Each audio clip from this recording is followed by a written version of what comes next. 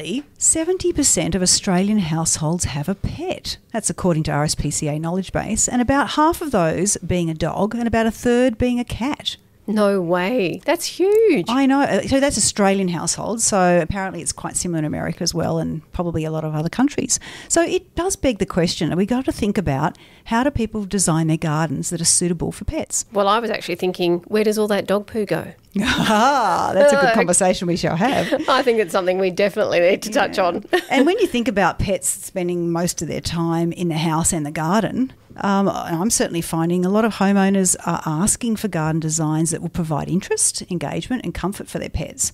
So it really is a topic that our industry probably really needs to tackle. Think about. That's right, exactly. Well, and if you think about it, pets are part of our families now, and people are spending more time at home, they're working from home. They're also thinking perhaps, where there are no other children, these are fur babies, how are they going to keep their animals occupied?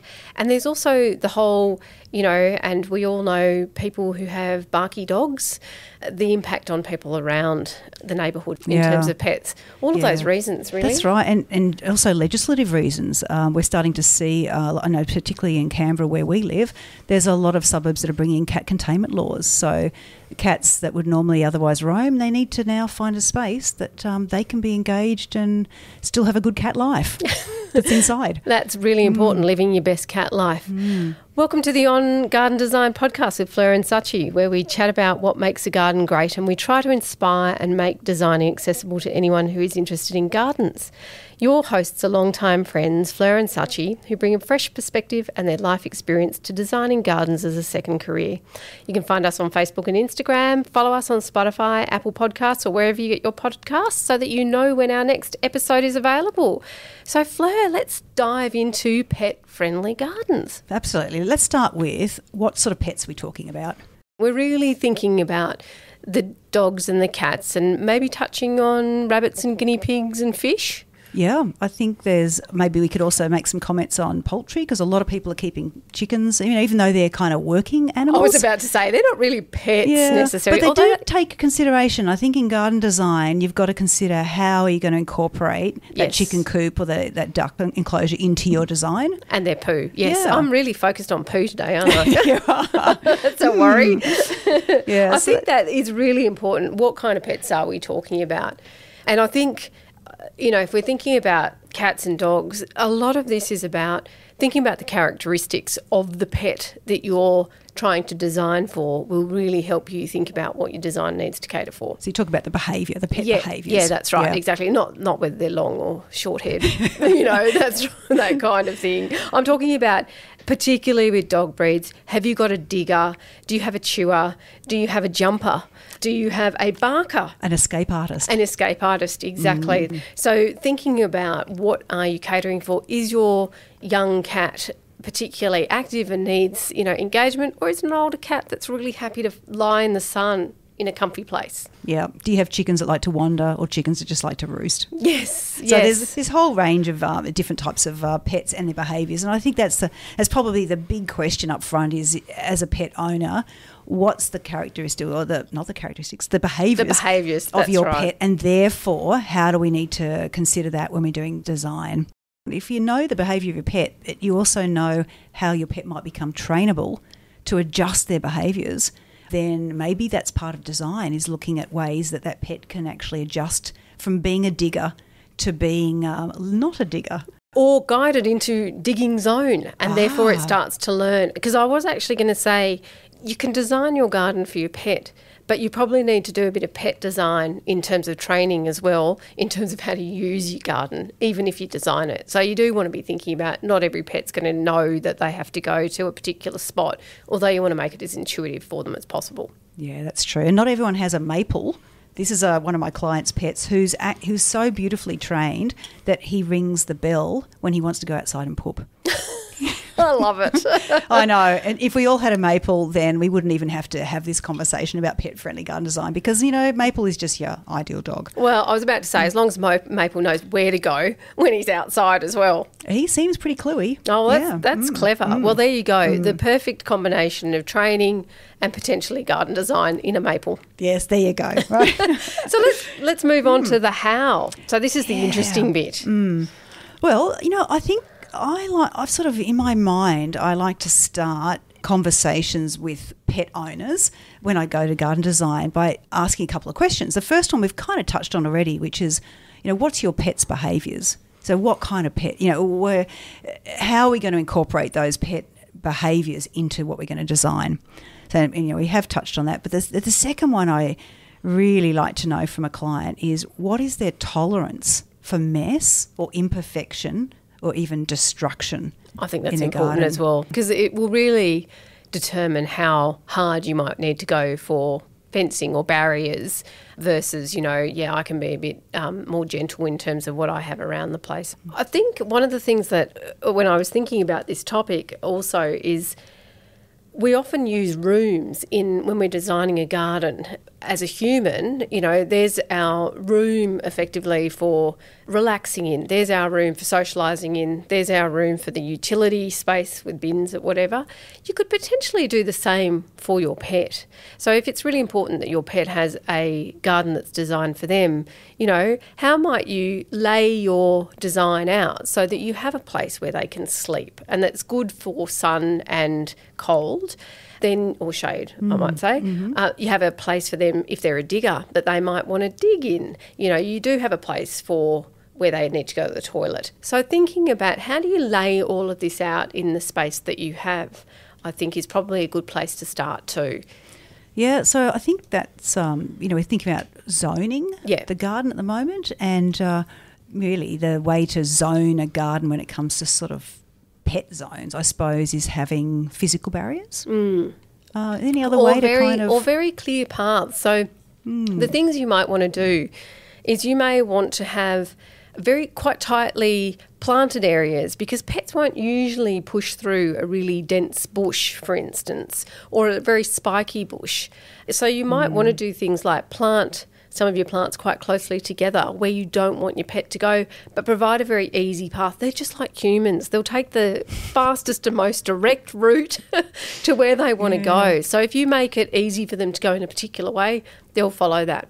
And apparently dogs love perimeter runs. Yes, that's right. So, you can look at your garden right now and you say, okay, what's the circuits that my pets tend to follow? You can see the footpads of where do they tend to go? Do they run around the perimeter all day and wear out the grass? So therefore, that would be the first point to inform you, we need to put in a perimeter path. Or do you have a dog that runs to the front fence and looks out because they like to see what's going on? So how am I going to allow them to see out so that they're not trying to go under or over or anything like that? You might create a fence that actually has a little looking area. A little peephole. Yeah, that's right. Exactly. Yeah. Exactly. That's a great idea. In fact, I saw one that's, you sort of imagine a bowl, like there's a window. Yes. And like dogs can poke their head in it. Yeah, that's right. Because they also, some of them do like a Perspex bubble almost that, a dog can see through. Yeah, that's right. But I have also seen, often people just have a wood knot and it's just the right size for the nose, and so the nose gets stuck through there. But they do actually cut holes in fences as well, so the dog's head can stick out. And what's the reason for this? Well, I just think it's because dogs they're inquisitive, and if you're a bit bored, what do you want to do? You want to look outside and have a look at what's going on in the world, or you hear a noise and you can't see through the fence, and so stop your dog from trying to dig under it or trying to go over it by giving them a place to see, and maybe a couple of places. So that might actually be a good remedy to stop a barking dog, because if they can actually see what's happening out there, maybe they're less inclined to bark. Maybe it makes them bark more. So you need to know your dog. Yeah, you do. Back to that, know your dog's behaviours. Yeah. And, cats are the same. They like to see from high points. So if you create a high point, like if you have to have a cat enclosure and you've got a series of levels, and often, you see some fabulous cat runs that are built along fence lines, the top of fence lines, and then into a tree that's sort of still enclosed. That's where the cats want to be. They want to be up high. They do want to be up high. And they want to observe from that level. So you sort of look at, the creating really interesting sort of runs around and circuits that keep the pets interested. If you can incorporate things then like your shady spot for when it's hot, you want to be thinking about that, and you can create some vertical height then that gives you the aesthetic interest in your garden. You might have an enclosure that gives them the shade, but also gives you something that you can grow a nice vine over, or a flowering rose or whatever it might be. And I was just thinking when you were talking about the cat run, you might want to take your cat run up into a tree, but then give them a nice sunny spot that that they tend to go to, rather than roaming into the next door neighbour's garden to find the nice sunny spot over there. Yeah. I was just thinking back to Susan's garden I went to, and I didn't do the garden, but it was already built to be a cat containment garden, and it was just so fascinating to see. And she had run this series of basically cat runs that were against the wall of the house, right around the house under the eaves. Great idea. So the cat was up high, and it was able to go all over, and it had little breakout rooms along the run. So it was really interesting, and depending on where the shade, sun, heat and all the rest of it was, the cat it was entertained, it was engaged, it felt like it was in nature, and without being out in the wild. That's it. And it was just such a great setup. And I know there's a lot of companies that do offer those sort of things, as well as, have you heard of such a thing called a catio? Yes, the enclosed patio for the cats. Yeah. Yes, and I tell you what, there are some beautiful designs, and I've seen some wonderful pictures which create not only a really great space for a cat, like all different levels and different interests and different textures to climb on, different views, but also a beautiful place for people to sit. Yes. See, it doesn't have to just be dedicated to the cat. It can actually really involve the whole family. And often, and I certainly know from your cat, Fleur, he's always coming out to join us when we're sitting out on your deck. It's inviting because there's often sun there, but he also likes to be around people, and often your dog and your cat like to be around people. So how can you incorporate in your design some nice place that you want to be, but also think about how you might want to engage your animal in that space too? Yeah, and that's really important for because most homeowners, they don't want to make their pet feel like they're in a jail. They want the pet to be able to have that sort of free expression and scope and engagement, but you also want to keep some places away from your pet. That's right. So let's talk about some of those, because I think it's really important when we're talking about keeping your pet safe. So one that comes to mind is compost. Yes. Compost can harbour some really dangerous bacteria, and it can make dogs and cats quite sick. So that's an area where, if you don't already have a covered compost, you want to consider, once again, your pet's behaviours and if they're likely to go digging in the compost. Ditto with a shed where you might store some of your chemicals and some of the things that you use in your garden, which are not very healthy for animals as well. Make sure that they are lockable or closable, uppable at least, or you've got things in a place that a cat can't, for instance, get on top of the shelf with the poisons or whatever they might be as well. The other thing actually, and it's a bit different to, what you want to be thinking about, but fences are really important for dogs. And you do want to be thinking about the height of your fence depending on the size of your dog. So, if it's a smaller dog, probably a 1.2 metre fence will be enough to stop it from going anywhere. And a larger dog, you'll need obviously a higher fence up to around 2 metres. But the other thing you want to be thinking about is self-closing gates. So if those, helpful people that might come into your garden occasionally to measure things or take a reading or check your electricity pole or whatever it might be. Don't close the gate. Don't close the gate. You've got something that's self-closing there. Get so a wandering important. dog. Exactly. Yeah. So a lost dog that gets locked out. Nothing worse than that. Absolutely. Yeah. And so the other thing actually I wanted to go back to was how do you stop animals going where you don't want them to? So if you do have a nice part of your garden that you really, it's your pride and joy, and you've got a dog that will wander, what would you do? How would you stop them from getting in there? Yeah, I think the only way is physical barriers. And, like you're saying before, dogs tend to not go through thick massed plantings. And so you can actually create avenues where you want to get your dog to so you don't have to have these kind of cages built into your garden, but there's areas where you can have thick plantings that they just won't naturally go through. And then as they go sort of down around the path, there might just be a fence or some barricade then that stops them going into maybe your vegetable garden, for example. That's exactly right. And I think, even things like your box hedges, if your dog's a small dog, that's enough to stop them from, barreling into a garden that they're not meant to. But the other thing is raising garden beds. If your dog isn't a big dog or it's not a jumper or whatever it is, that might be a good solution to stop a pet from going in to the garden. Yeah, and I was also thinking of that PVC coated chain link fence. That's a really clever way to create a barricade where you can grow something quite easily to hide the fence. So that, it's a barrier that goes right down to the ground, whereas you might have holes in a hedge, and then you can either have your hedge right onto that, or you can have sort of a climbing jasmine or something that's disguises that disguises. It's a fence. Yeah, that's right. And that only needs to be maybe depending on your the size of your pet you're trying to contain. That might only be sort of 500 mil high, or might be 1,000 mil high. It'd just be enough to create a barricade without creating an eyesore. Yes, that's right. It's sort of light enough that it doesn't really become an aesthetic barrier. Yeah, it's just a pet barrier. Yeah, and using Rio mesh, there's quite a few really nice design materials that can create these semi-transparent screens that we've sometimes talked about that are actually a design aesthetic that also is dual-purposed as a barrier, but it doesn't appear to be a barrier. And I'd say the one thing that you do want to avoid in a garden, unless you've designated a digging area, you don't want bare soil because it's an invitation to dig. So you do want to be thinking about, do you fill it with plants? Do you have, reasonably deep mulch? Although mulch can also be a good deep digging area. It smells really good when you dig it up. Yeah, that's exactly right. If you're a God dog, knows what you might find in it. Yeah. So, some of those things as well you want to be thinking about. And also you want to be thinking about if you're planting, you might not want to start with tube stock if you've got dogs. You might want to start with slightly larger plants because they're less likely to get dug up than your really tiny plants. Yeah, I think probably comes back to that idea of using canopy, yes. And layering. So you've got your sort of big woody kind of shrubs and small trees that aren't easy to dig up, and then you've got canopy under that. So you've got layering under that, the shrubs, and then the ground covers. Some of the ground covers are terrific for pets, like creeping thyme, lamb's ear. Yes. That's another good one. These are all sort of safe ones. That's succulents. Right. Succulents, exactly. And particularly even between the larger woody plants to stop that bareness of ground that's inviting to dig up. Yeah. Using some ground cover to help cover those bits up.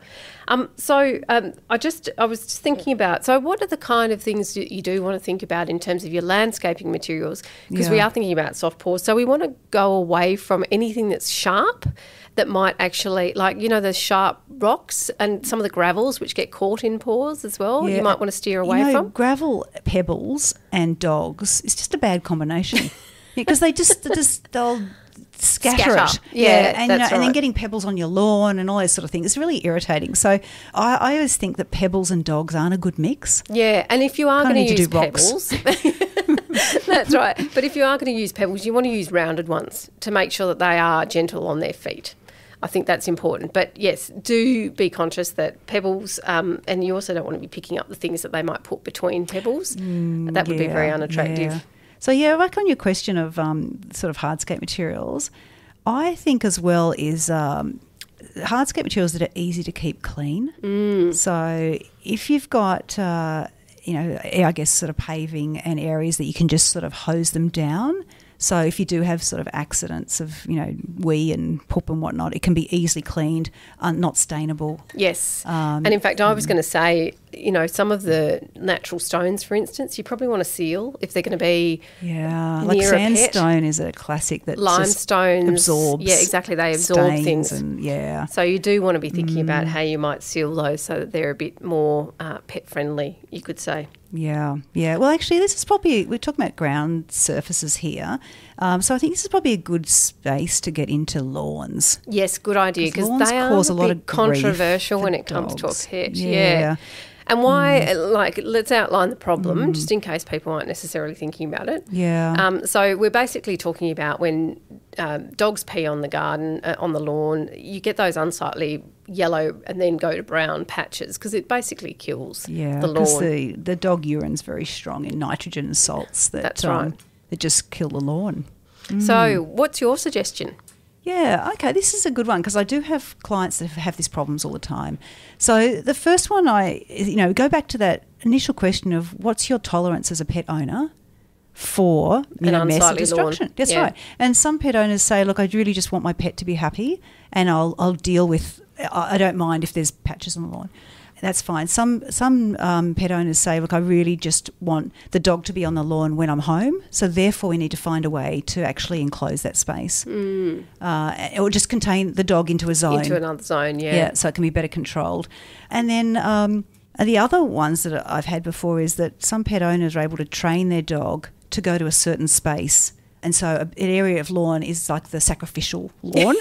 And so slightly out of sight. Yeah, slightly out of sight. And that just becomes the place. Yeah. And dogs apparently are quite good at routinely doing their business in certain places. Yes. You know, cats will just find a nice little spot in the neighbour's vegetable patch, for example. That's right, exactly. Or in my garden, I've noticed. And that's where you never leave your, your beautifully tilled, ready to go vegetable garden with blank soil in it, because there's bound to be a neighbourhood cat coming and adding some compost. That's exactly right. That's not what you want. Sort. You don't want to grow your vegetables out of that. Not at all. Not at all. What about artificial turf, Fleur? I know that you have a view here. It's interesting. I was reading a Facebook post on this recently, and there was two very divided camps about use of artificial turf for dog use. And of course, you can imagine the two camps, very, very pro, very, very anti. So the anti, of course, brought up all these ideas that the dog urine just sits in the turf and it stinks. And when it gets hot, it even gets more smelly. It gets volatile. If you've got artificial turf in areas that get a high sunshine, then, you can burn your little puppy's paws. It's incredibly hot, and sometimes they don't really realise what is so uncomfortable under their feet. It's like little kids. They'll stand on it and just start screaming because they don't realise that their feet are actually burning, but they know it's painful. They don't think to move. So there's those side of it, and then there was other people who said, oh, we've laid it and it's been fantastic and the dog can't dig it up and blah, blah, blah. So, you've got really two different divides, and I think it might depend on your climate. It might depend, in terms of some places that just get really hot and wet and very kind of stinky. It probably depends a lot on your dog as well. I think that's right. I think it is one of those things you need to do your research and work out what is important to you, whether you use artificial turf or not. Well, it's interesting. I have mentioned this one before. It's Beck's Courtyard, where we did an entire design about her pets. So she's a busy woman, full-time job, and she has 2 dogs and 2 cats, and the whole courtyard was designed for their pleasure, which is just so fun, so fun to do. But we did put in artificial turf, and she had trained the dogs to use a certain patch of that, which was their toileting area, and she was very conscious about, she would scoop up the poop and wash it down every day. So that was her way of maintaining it. Plus it was a courtyard all built on concrete, so it didn't have the opportunity to really do a lot of other things. Yeah, fair enough. Fair enough. But that, and that's also, it probably ties in some of these other things we're talking about in terms of entertaining the pets. So we had steps so they could go up and down, places where the cats could sit up higher, mirrors, because apparently cats don't mind admiring themselves. Well, my cat doesn't look in the mirror at all, but I think some cats do. Some cats do. Chickens absolutely. do. Chickens love a mirror in their coop. Maybe it's just your chickens. Well, I think they think it's a friend. Someone come to someone visit else. them. They're not real bright. Yeah, they think that, wow, our coop's like, we've got twice as many chickens today. There are some other things that are useful in terms of that, keeping the animals stimulated as well. Do you have some nooks and crannies where you can use that to hide treats, for instance, if you're someone who goes, say, to work, or, you've got a Zoom call and you want to keep them out of your hair? Thinking about textures, what kind of textures might you want in the garden to mix it up for them so it's not just monotone and very uniform. And then even movement. So bringing some grasses in that have real movement, and you can also use them because they can often be quite dense as part of that, helping guide your pets to particular areas. Yeah. But some of that stuff, and I was just thinking about one of the dogs that I used to own, really enjoyed sort of running after a swing. So, a rope with something on the end of it that, you can go out in the beginning of the morning and the thing will keep swinging for a while, and the dog just spends a lot of its time wearing itself out and then it goes to sleep, which is always a really nice way of keeping the dog occupied. Yeah.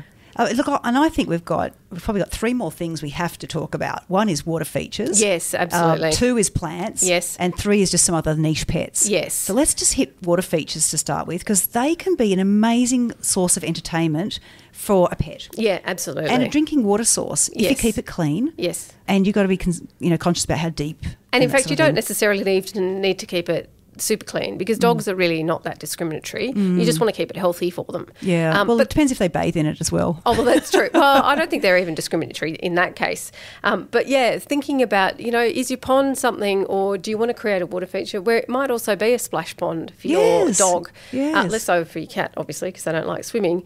But, do you want it just to be something that's a drinking bowl, for instance? So how can you incorporate that into your design so that it is dual purpose again? Yeah. I think that's definitely something to think about. There's a lot of benefits in having water in the garden for a dog. I think it can be quite an interesting thing. But, like any water feature, you've got to kind of maintain it. You do. Yeah. And if you are really keen, most of you will have, experienced, certainly in Australia, dogs chasing the hose in summer and, running around after it. Oh, my cat chases, when I'm watering with a watering can, chases the water that's coming out. Well, your cat's unusual.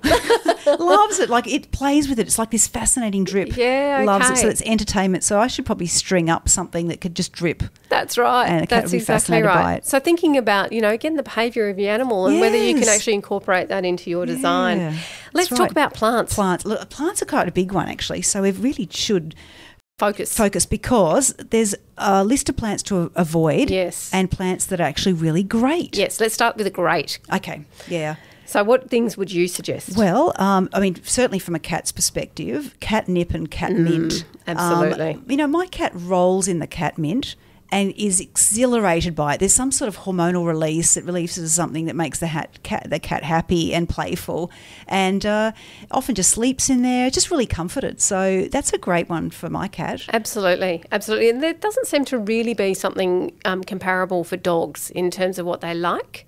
I think I haven't come across anything that is stimulates the same response, I guess. No. The one thing I did see was St John's wort. Yes. Apparently is a very calming, it's got a sedative It is, but it's effect. a weed where we live. Yeah, but if you had a certain area in your garden where for some animals where that is very therapeutic, then maybe that's what you do. If you feel you can keep it from going wild and populating native bush areas. But I think some of the more general plants, which don't necessarily have that sort of stimulation effect on cats or dogs, but that are pretty robust and that don't affect them. I'm just going to rattle off a list here because you've got I think a list, have I you? do. I have a list. So crepe myrtles. Well, any trees really. Any trees, that's right. Yeah. But crepe myrtles in particular, because they're not poisonous either. That's the other thing I think that's critical here. Euonymus for hedging plants. Abelia, again, for hedging as well.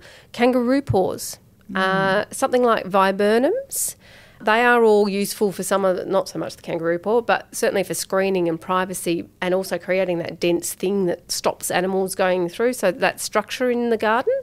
And then lavender, dwarf mondo grass, roses are also good. They'll provide you with some of the flowers but stop some pets from going to places that they shouldn't go. Yeah, that's right. And for shady areas, you might want to be thinking about ferns, again, mondo grass, some mock orange and carex, which is a grass type. Yeah. So just some things to be thinking. thinking. And in fact, the grasses, like I'm thinking mondo grass and carex, I find some cats need to chew on a bit of grass to stimulate their, clean digestion. Yeah. Yeah, that's right. So that often's quite good. And in fact, sorry, I've just got a couple that I want to mention because they're wee resistant. So New Zealand flax, the phormiums. What do you mean wee resistant? Well, basically they won't die if a pet pees on them. Okay, right. So New Zealand flax, cornus, so the red twig dogwood, and viburnums. How about Apparently. that? What do you know? Well, they're bonus for you. That's think about exactly those right. in your for your hedging then. That's exactly right. Oh, that's great. Now, I think probably also it's interesting to talk about some of. I want to add ornamental grasses. I think they're great as well. Yeah, like the carex. Yeah. Yeah, I guess some of them, though, with the seed heads might get stuck in some animals first and whatnot. That's so a really good point. But avoid plants. So there are quite a few that are really, really poisonous to pets. But really, I'll just sort of caveat it with if you've got a pet that's a chewer. Yes. And some of them you have to ingest a fair bit of them before your pet gets sick. Like they've got to be chewing on them for quite some time. So when I have plant lists that say like cycads, poisonous to dogs, but you've got to have a chewer, and it's not like it just...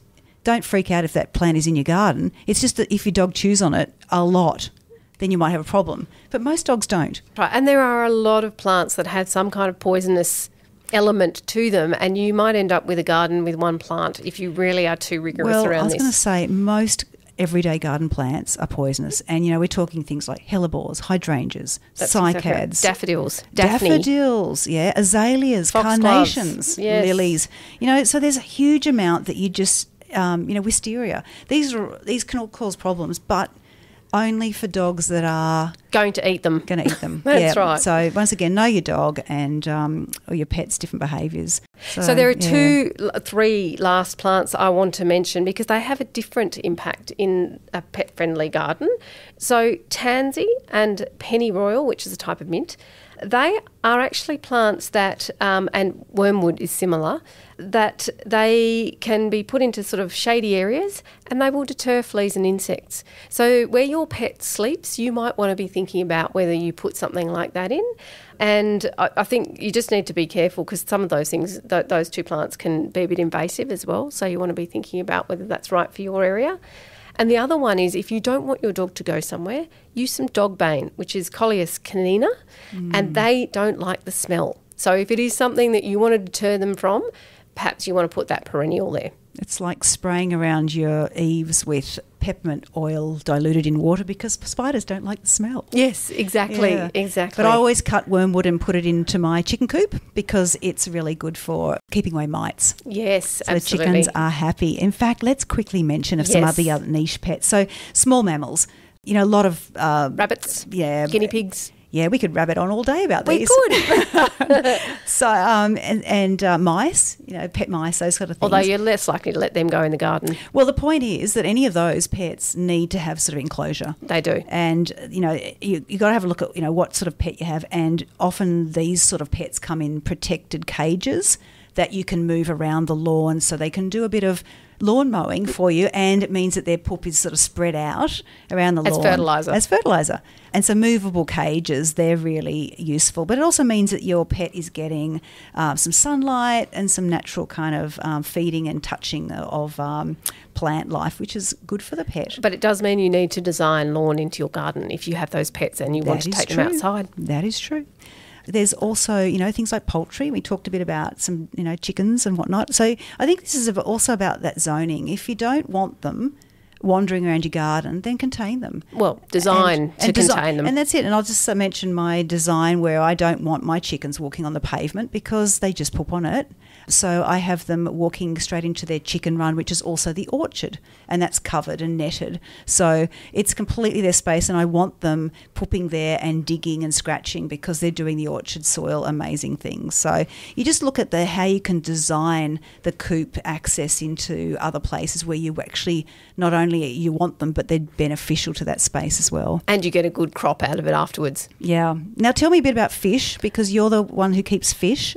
So what do you need to think about if you've got pet fish? Well, very little. My fish just kind of survive anything. But I do think you do need to be thinking about if you're putting in a pond and it's for fish, you do in Australia need to think about mosquitoes and mosquito larvae. Make sure your fish are big enough to eat your larvae, or you've actually got something circulating which will keep the larvae from the mosquitoes from breeding in your water because they like still water, not moving. Circulating like aerated? Well, yeah, the water actually just circulates moving. They breed in still water, so you do want to make sure you've got some moving water. But other than that, fish are pretty what about low maintenance. Plants in a pond for fish to hide under? Yeah, you want to provide them with some spaces to hide and make sure that the birds won't necessarily, if they're small enough, fish them out. But other than that, they are pretty low maintenance if you're thinking about just your good old carp, golden fish. That's good. Yeah. And talk about another low maintenance. I'm not sure if you'd call it a pet, but I'll call it a pet because I have 10,000 of them bees. Yes. But it's like anything you put into your garden. If you're going to have a beehive, you just have to think about placement. So in their case, I don't have to do anything to contain them. They're very self-contained. However, I do need to think about siting that beehive away from lawn because they don't like the vibrations of the lawnmower, for example. Yes, very important. Siting it so that people aren't, it's not in a thoroughfare where the bees are coming in and out. And there is really a whole sort of, set of principles that you need to think about when you're siting your beehive. It's really quite specific. I'm conscious of the time. We probably need to wrap up because we could probably talk for another 15 minutes just about the bees. I think we should wrap it on. No. Yes. Okay. So on. Right. Okay, then let's wrap up. So what are your takeaways? So really know your pet. is my key takeaway. And then think about how do you design your garden so that you're not working against your pet, you're working with your pet, but you're using the elements in your garden cleverly so that they are directed and guided into places that you want them to be and not in other places, and make it somewhere they want to be so that they don't want to go out, because containing your pet is usually one of the key things that you're trying to do in your garden. That's terrific. That's a really great place to leave off. And I'll add one more in there is know yourself. So what are your own tolerances to dealing with mess and disruption? How much do you like to control and neaten the area? And then once you put those three things together, like you've said, but pet behaviours, knowing your own tolerances and creating your zones. Behaviours. Yeah, your behaviours, your pet's behaviours, and right. creating zones, then I think you've nailed it. Well, it's been a fantastic topic, and don't forget to follow us on Instagram, Spotify, Apple Podcasts, wherever you get your podcasts, and we will talk to you again soon. Bye then. Goodbye.